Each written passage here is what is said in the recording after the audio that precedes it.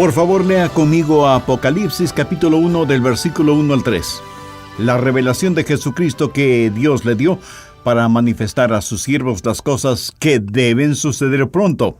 Y la declaró enviándola por medio de su ángel a su siervo Juan, que ha dado testimonio de la palabra de Dios y del testimonio de Jesucristo y de todas las cosas que ha visto.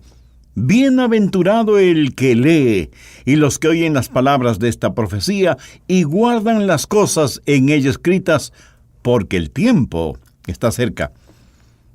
Yo amo el libro de Apocalipsis, mas permítame informarle que Satanás lo odia. De hecho, hay dos libros que el diablo especialmente odia. Uno es Génesis y el otro es Apocalipsis. Es muy fácil ver el porqué. En Génesis, su condena y su sentencia es pronunciada, y en Apocalipsis es ejecutada. Al contrastar el primero y el último libro de la Biblia, observará la sabiduría de Dios al formar su palabra, porque el libro de Apocalipsis es el broche de oro que enlaza toda la Biblia. Por ejemplo, el libro de Génesis habla de la creación del primer cielo y la primera tierra. El libro de Apocalipsis habla del nuevo cielo y de la nueva tierra.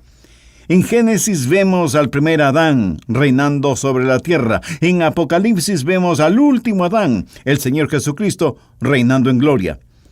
En el libro de Génesis, la noche y los mares son creados. En Apocalipsis, no existe más la noche ni los mares.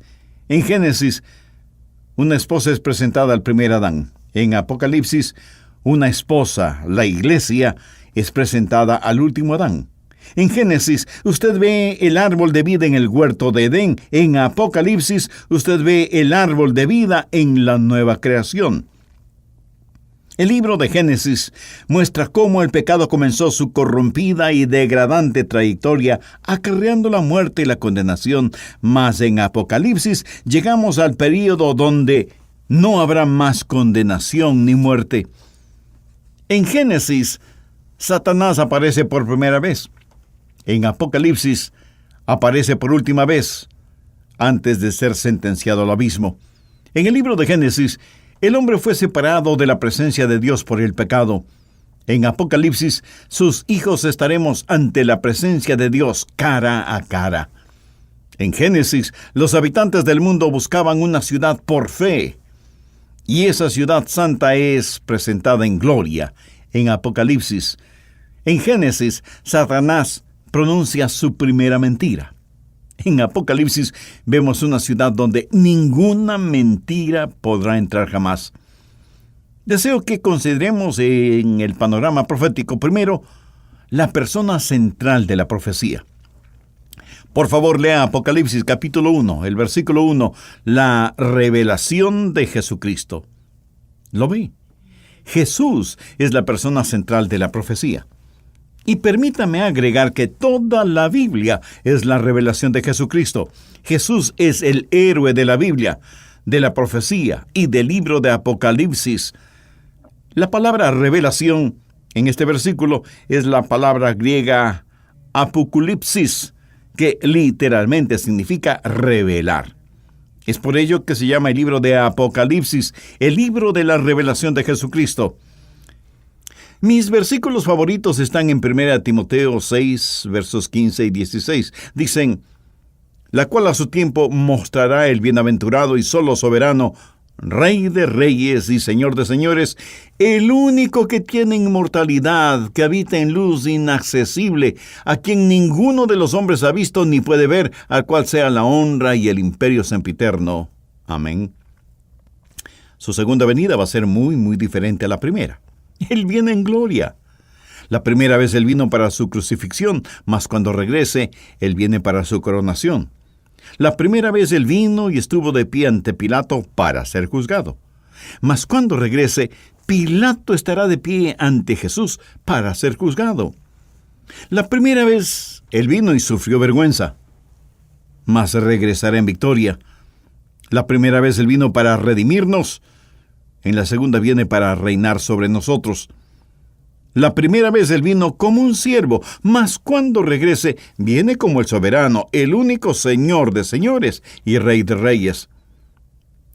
Verá, si tan solo tuviésemos los evangelios sin su revelación, no podríamos ver todo lo que es el Señor Jesucristo. Existe una revelación, un apocalipsis que muestra a Jesús en su gloria, Cristo en su totalidad, no solo como Salvador, sino también como soberano, no solo como justificador, sino también como juez, no solo como redentor, sino también como gobernador, no solo muestra al Cordero, sino también la ira del Cordero. Así que la persona central de la profecía es el Señor Jesucristo. Segundo, el propósito claro de la profecía. Leamos otra vez el versículo 1, la revelación de Jesucristo que Dios le dio para manifestar a sus siervos las cosas que deben suceder pronto, y la declaró enviándola por medio de su ángel a su siervo Juan. ¿Cuál es el propósito de la profecía? Es mostrar el futuro a sus siervos. Es lo que dice aquí, para manifestar a sus siervos las cosas que deben suceder pronto. La palabra siervo aquí significa esclavo. Este es un tipo especial de esclavo. No alguien que está esclavizado a la fuerza, sino una persona que ha elegido ser esclavo de su amo. Amigo, esto habla de todo creyente. ¿Sabía usted que en nuestra esclavitud a Jesucristo somos liberados completamente? Nosotros somos su propiedad, sus esclavos voluntarios. ¿Para quién y para qué fue escrito el libro de Apocalipsis? Para los esclavos voluntarios de Jesús. Amigo, si usted no es un esclavo de Jesús, le va a ser muy difícil entender y disfrutar este libro. Si no es esclavo del Señor, usted está leyendo la correspondencia de otra persona y es por ello que no tiene sentido para usted. Escuche, es la revelación de Jesucristo que Dios le dio para mostrársela a los que son de su propiedad, a sus siervos, a sus esclavos. La revelación de lo que pronto va a suceder. Aquí hay dos puntos importantes. El primero es la certeza de esta profecía, las cosas que deben suceder pronto. Entre el año 100 y 165 después de Cristo, vivió un brillante filósofo llamado Justino. Él no era un creyente, pero comenzó a estudiar las profecías bíblicas y al estudiarlas, este gran intelectual llegó a convencerse de que la Biblia es la palabra inspirada de Dios. Tanto que murió por su fe, y ahora lo conocemos como Justino el mártir. Las cosas que deben suceder pronto. Usted puede confiar plenamente en la certeza de la profecía y, en segundo lugar, en su cercanía. Dice, las cosas que deben suceder pronto. Esto no significa que sucederán en los próximos 15 minutos o 15 años. Habla de su inminencia, que puede suceder en cualquier momento. Significa que cuando la acción comience, se cumplirá velozmente. Nosotros necesitamos estar y permanecer preparados. ¿Cómo se comunica Dios en el libro de Apocalipsis? Capítulo 1, versículo 1, y la declaró enviándola por medio de su ángel a su siervo Juan. La palabra declaró está llena de símbolos, y el libro de Apocalipsis está lleno de símbolos.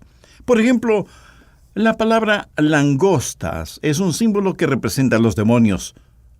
No son las langostas en el sentido real de la palabra, mas las langostas son una ilustración de cómo estos espíritus satánicos vuelan por la tierra, no alimentándose de árboles, ni de pasto verde, ni de hojas, sino de las almas de los hombres.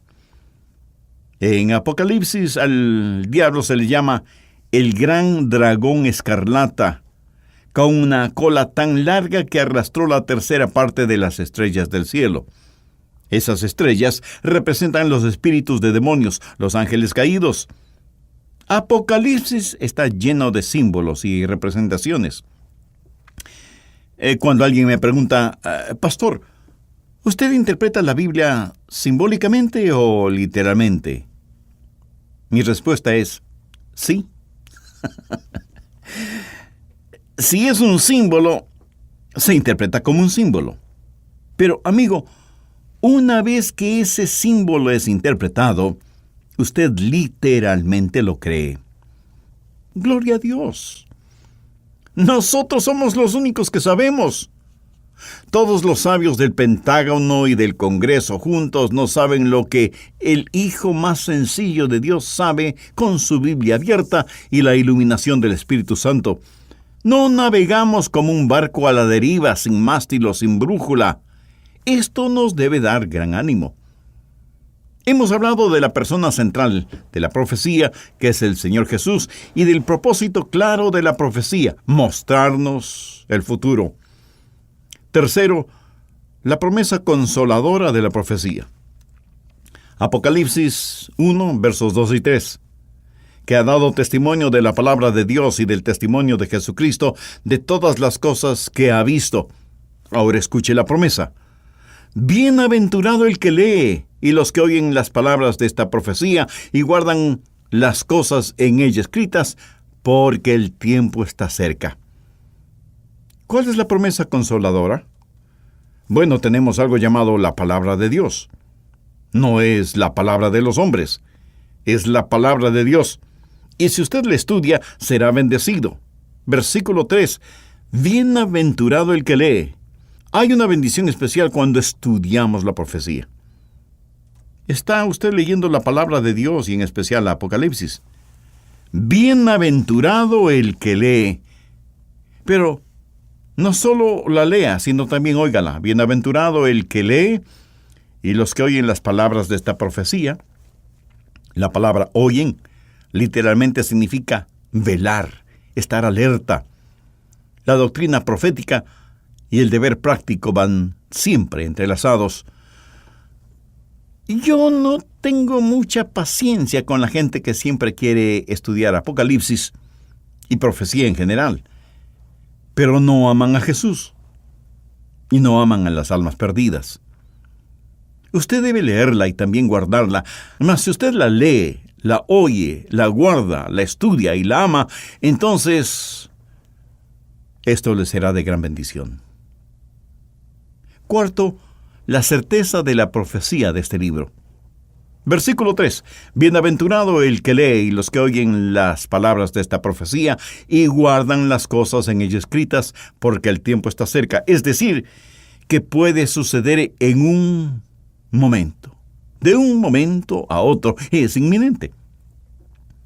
Juan escribió esto hace más de 2000 años, y si estaba cercana su venida en aquella época, y si la estaba, Jesús podía haber regresado cuando Juan y los apóstoles lo estaban esperando. ¿Cuánto más cercanos estamos nosotros al regreso de Jesucristo? No hay ninguna señal que necesite cumplirse antes de la segunda venida. Él puede llegar en cualquier momento. Por ejemplo, permítame mencionar 6 señales que esta generación está viendo. Primero, el regreso de Israel a su tierra.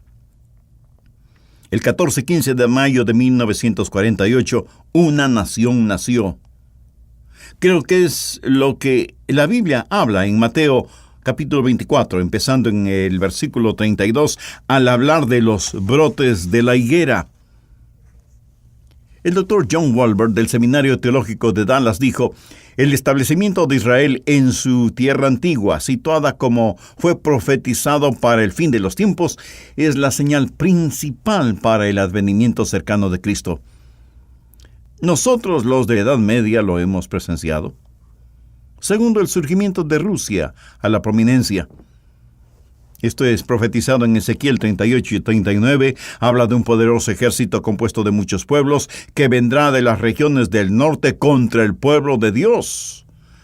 Después del retorno de Israel a su tierra, Rusia los atacará.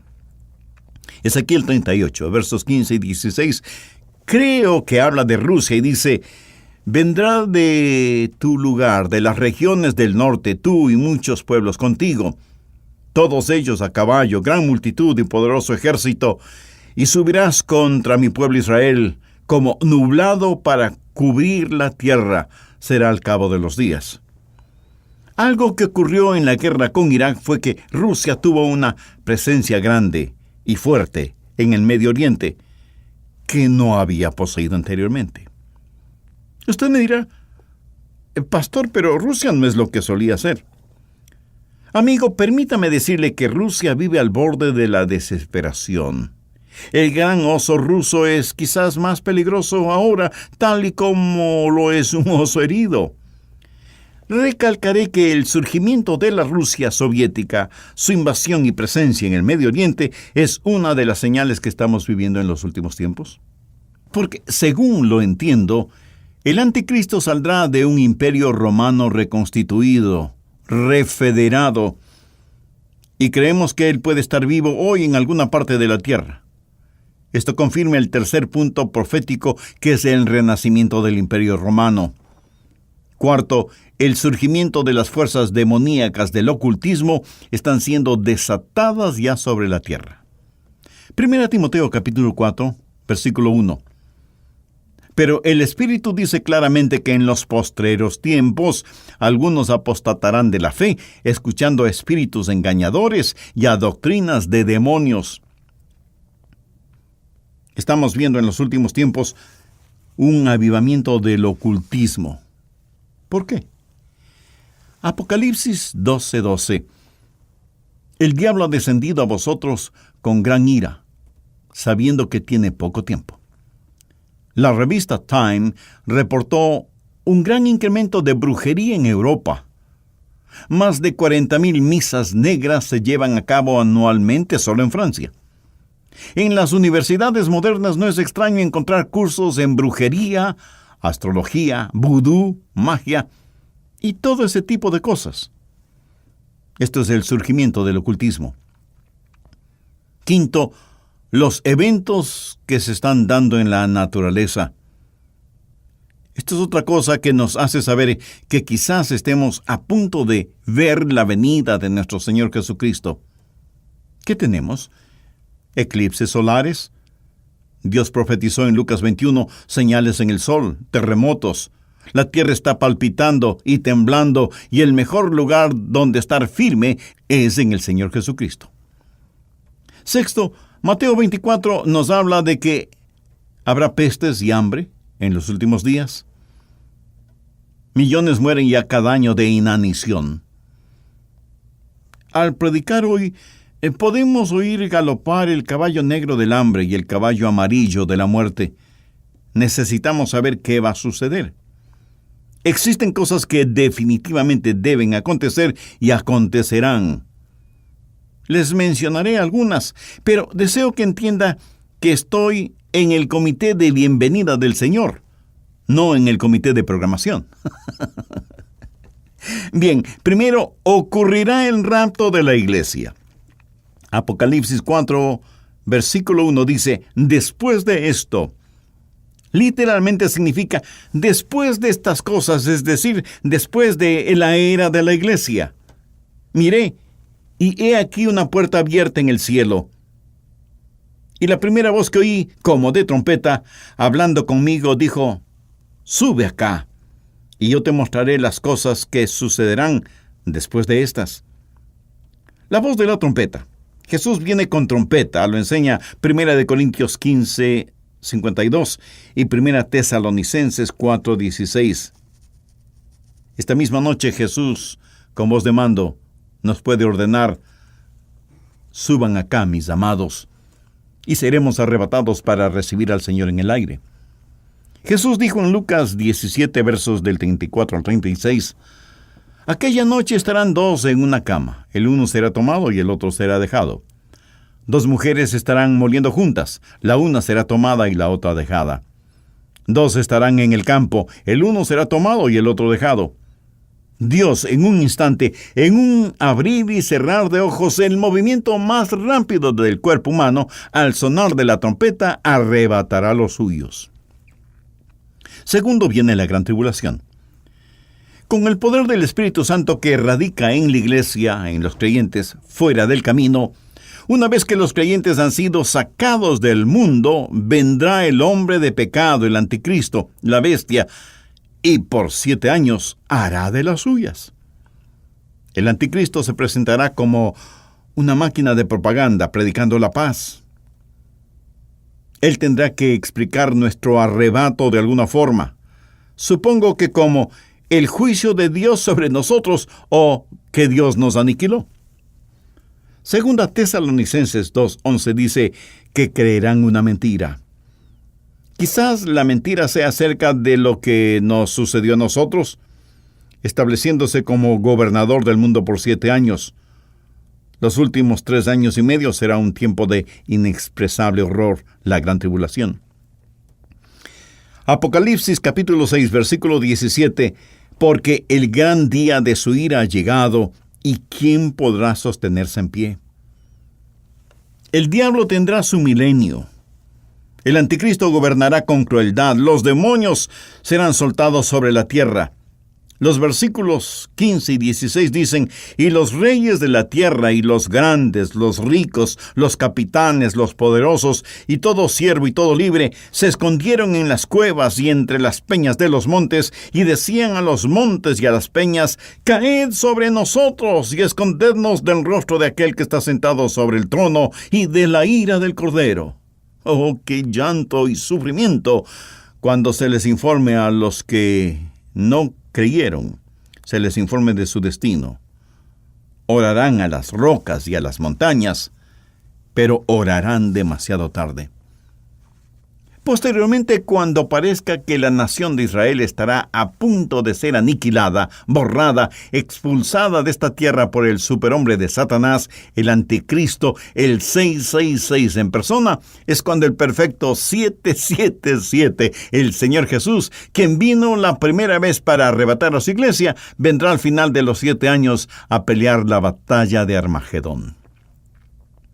Tercero, después de la gran tribulación, se llevará a cabo la batalla de Armagedón. Apocalipsis 16:16.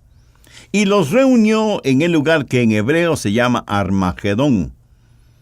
Los demonios empezarán sus fechorías en el río Eufrates, que es el hogar del Irak moderno y antiguo. Y los grandes ejércitos se reunirán en esa montaña en Israel llamada Megiddo. Armagedón significa montaña de Megiddo. ¿Cómo se peleará esta batalla? Apocalipsis capítulo 19, versículo 19. Y vi a la bestia, es decir, al anticristo, a los reyes de la tierra y a sus ejércitos, reunidos para guerrear contra el que montaba el caballo, se refiere a Jesús, y contra su ejército. Y la bestia fue apresada, y con ella el falso profeta que había hecho delante de ella las señales con las cuales había engañado a los que recibieron la marca de la bestia y habían adorado su imagen. Estos dos fueron lanzados vivos dentro de un lago de fuego que arde con azufre. Ahora preste atención al versículo 21. Y los demás fueron muertos por la espada que salía de la boca del que montaba el caballo. Bueno, esta debe ser una espada poderosa para poder matar a tanta gente. ¿De qué espada habla? Que procede de su boca. Hebreos 4:12 dice, porque la palabra de Dios es viva y eficaz y más cortante que toda espada de 2 filos. Imagínese las fuerzas del anticristo. It hurt clear, more than I can say.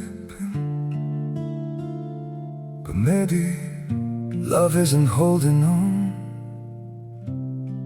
Maybe it's knowing when to walk away.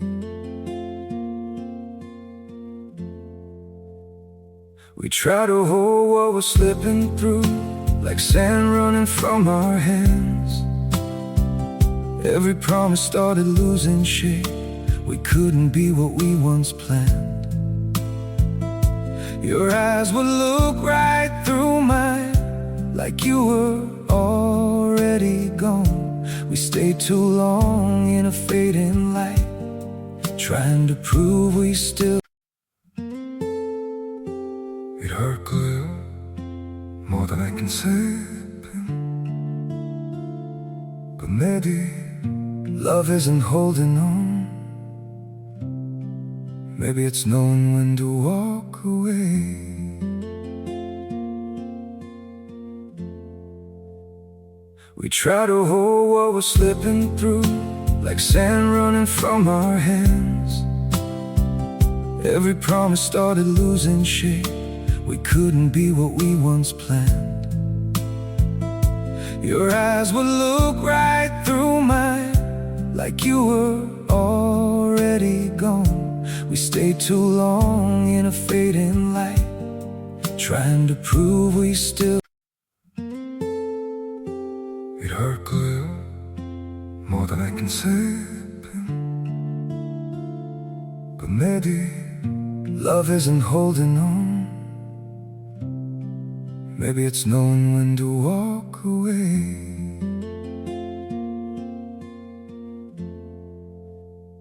We try to hold what was slipping through, like sand running from our hands. Every promise started losing shape. We couldn't be what we once planned. Your eyes would look right through mine, like you were already gone. We stayed too long.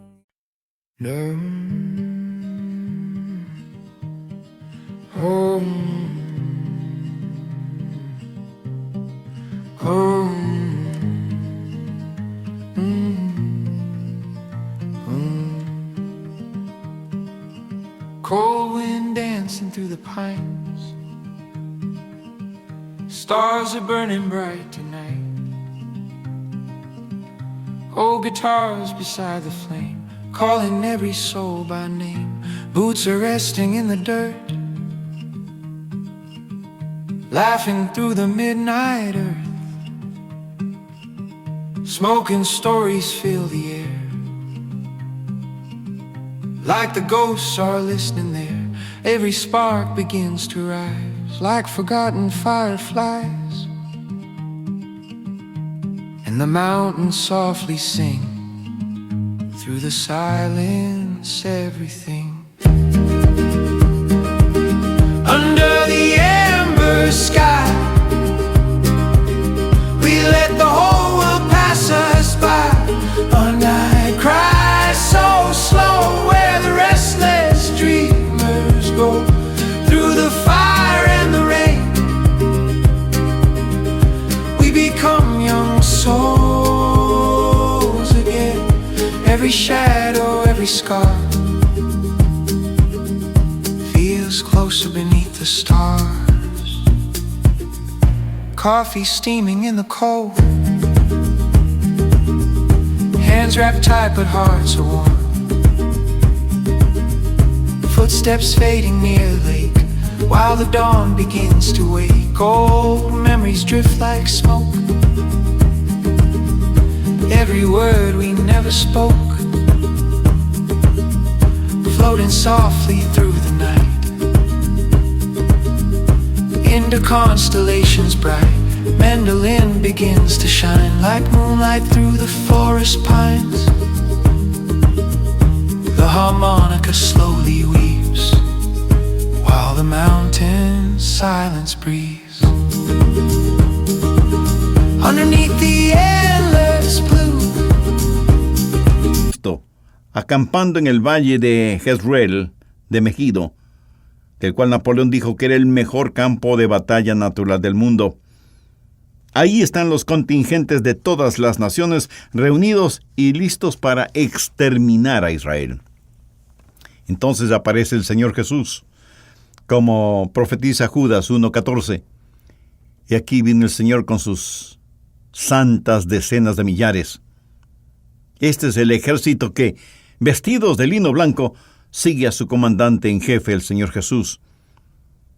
El ejército del anticristo está armado con bombas atómicas, armas químicas, láseres, tanques, jets y todo tipo de armamentos de guerra.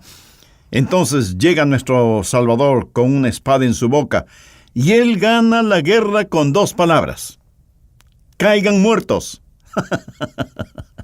Y eso es todo. Él los mata con una espada que sale de su boca. Con su palabra los creó, con su palabra los aniquilará. 4. El Señor Jesús reinará por 1000 años aquí sobre esta tierra. Apocalipsis 20, versículo 6. Bienaventurado y santo el que tiene parte en la primera resurrección. Esta toma lugar en el rapto. La segunda muerte no tiene potestad sobre estos, sino que serán sacerdotes de Dios y de Cristo, y reinarán con él 1000 años. Satanás va a ser atado y encerrado en el abismo, la sentencia más larga de la historia. Luego Jesús gobernará y reinará. Es cuando el desierto florecerá como una rosa, cuando el cordero y el león se echarán juntos, y el cordero no estará dentro del león. Es cuando los hombres convertirán sus espadas en arados, sus lanzas en podadoras. Las naciones no levantarán espada contra las otras naciones. La tierra se llenará del conocimiento de la gloria de Jehová como las aguas cubren el mar. Quinto, después del reinado de 1000 años del Señor Jesús, vendrá el juicio final. Por favor, lea conmigo Apocalipsis 20, del verso 11 en adelante. Y vi un gran trono blanco, y al que estaba sentado en él, de delante del cual huyeron la tierra y el cielo, y ningún lugar se encontró para ellos. Y vi a los muertos grandes y pequeños de pie ante Dios. Y los libros fueron abiertos, y otro libro fue abierto, el cual es el libro de la vida. Y fueron juzgados los muertos por las cosas que estaban escritas en los libros según sus obras. Y el mar entregó los muertos que había en él. Y la muerte y el Hades entregaron los muertos que había en ellos, y fueron juzgados cada uno según sus obras. Y la muerte y el Hades fueron lanzados al lago de fuego. Esta es la muerte segunda. Y el que no se halló inscrito en el libro de la vida fue lanzado al lago de fuego. Muy bien. ¿Qué sucede cuando un hombre no creyente muere? Él no va al lago de fuego inmediatamente. Él va a la parte del infierno llamada Hades. Lucas 16:19 nos menciona un hombre rico que murió y en el Hades levantó sus ojos en medio de su tormento. ¿Cuál es la diferencia entre el Hades y el lago líquido de fuego? Es la diferencia entre alguien que está en tormento en su espíritu y alguien que está en tormento en su cuerpo resucitado. Esa es la diferencia. ¿Por qué esperar hasta el juicio final? Porque Hades es solo el lugar de espera hasta que el juicio final tome lugar. Por ejemplo, si se apresa a un maleante que ha cometido crímenes atroces, las autoridades no lo sueltan a la calle por más fianza que pague. Las autoridades lo encierran bajo estricta vigilancia hasta el día de su juicio. Después de ser sentenciado, se le lleva a la penitenciaría quizá por el resto de su vida. El lago de fuego es la penitenciaría de los condenados. Los que mueren sin recibir a Cristo como su Salvador, al morir van primero al lugar llamado Hades, para posteriormente ser sacados del Hades e ir al juicio final. Y la muerte y el Hades entregaron los muertos que había en ellos. La muerte tiene el cuerpo, el Hades tiene el alma. La sepultura entrega el cuerpo. El Hades entrega el espíritu para ser juzgados, condenados y lanzados al lago de fuego. ¿Por qué Dios no los juzga ahora? Mi amigo, porque la lista no está aún completa. Espero que Hugh Hefner, el magnate del imperio Playboy, se salve. Pero si no se salva, no solo lo que él hace será juzgado, sino también su influencia que continúa y continúa sobre otros. Él corrompió a alguien que corrompió a alguien que corrompió a alguien, y así sucesivamente. Y no es hasta que el último punto, en la última frase del último párrafo, del último capítulo, del último libro, se ha puesto que toda la evidencia estará recopilada. Entonces Dios juzgará y será el juicio final. Apocalipsis 21, versículos 7 y 8. El que venciere heredará todas las cosas, y yo seré su Dios, y él será mi hijo. Pero los cobardes e incrédulos, los abominables y homicidas, los fornicarios y hechiceros, los idólatras y todos los mentirosos tendrán su parte en el lago que arde con fuego y azufre, que es la muerte segunda. Sexto, Para los creyentes habrá un nuevo cielo y una nueva tierra. Apocalipsis 21:1. Vi un cielo nuevo y una tierra nueva, porque el primer cielo y la primera tierra pasaron y el mar ya no existía más. Si usted es un incrédulo, acabará en el lago de fuego. Si usted es un creyente, le espera un cielo nuevo y una tierra nueva. Creo con todo mi ser lo que les predico y espero que usted también lo crea. Tal vez no tenga cada detalle correctamente, pero le puedo afirmar esto, mi amigo. Hay una vida por vivir, hay una muerte por morir, hay un juicio al cual comparecer, hay una eternidad por pasar en algún lugar. Permítame hacerle una pregunta. Cuando el sol se ponga negro, cuando la luna cuelgue en el cielo como un coágulo de sangre, cuando las sepulturas vomiten a los cuerpos de los no creyentes, cuando las montañas se desmoronen, cuando las naciones tambaleen, cuando los cimientos de la tierra sean sacudidos y los cielos se abran y Jesús regrese con sus santos de todos los siglos lavados en su sangre, ¿dónde estará su alma, mi estimado amigo, mi estimada amiga? Dios le está permitiendo escuchar este mensaje para darle la oportunidad de entregarse a Jesucristo. La última invitación en la Biblia está en Apocalipsis 22:17. Escuche cuidadosamente. Y el espíritu y la esposa dicen, ven. Y el que oye diga, ven. Y el que tiene sed, venga. Y el que quiera, tome del agua de la vida gratuitamente. Y el que quiera, tome del agua de la vida gratuitamente. ¿Usted quiere ser salvo? Venga. La gente habla acerca de quiénes son los elegidos y quiénes no lo son. Mas, si usted está sediento, simplemente venga, venga. El que quiere, tome del agua de la vida gratuitamente. Permítame no solo darle la última invitación, sino también la última oración de la Biblia. Apocalipsis 22, verso 20. El que da testimonio de estas cosas dice, Jesús es el que testifica, mírelo. Ciertamente vengo en breve. Amén. Sí, ven, Señor Jesús. Amigo, el arrebato de la iglesia podría tomar lugar al final de este mensaje. Si usted tiene sed, la palabra de Dios para usted es venga, venga, venga Jesús. Si usted quiere y tiene sed y desea ser salvo, le invito a orar de corazón de la siguiente manera. Amado Dios, sé que soy pecador y mi pecado merece juicio, pero quiero tu misericordia. Señor Jesús, sé que moriste para salvarme y prometes hacerlo si confío en ti. Confío en ti, Jesús. Me entrego a ti de corazón. Entra en mi corazón como mi Salvador y mi Señor. Perdona mis pecados, límpiame y sálvame. Y ayúdame a nunca avergonzarme de ti. Hazme la clase de persona que tú quieres que sea. En tu nombre lo oro. Amén. Si usted oró de esa manera e hizo esa decisión por Cristo, la palabra de Dios dice que sus pecados le han sido perdonados y que hay gran gozo en el cielo por su arrepentimiento. Nosotros queremos regocijarnos espiritualmente con usted. Por eso le invito a que nos escriba y nos dé la oportunidad de orar por usted y su nuevo caminar como creyente en el Señor Jesucristo.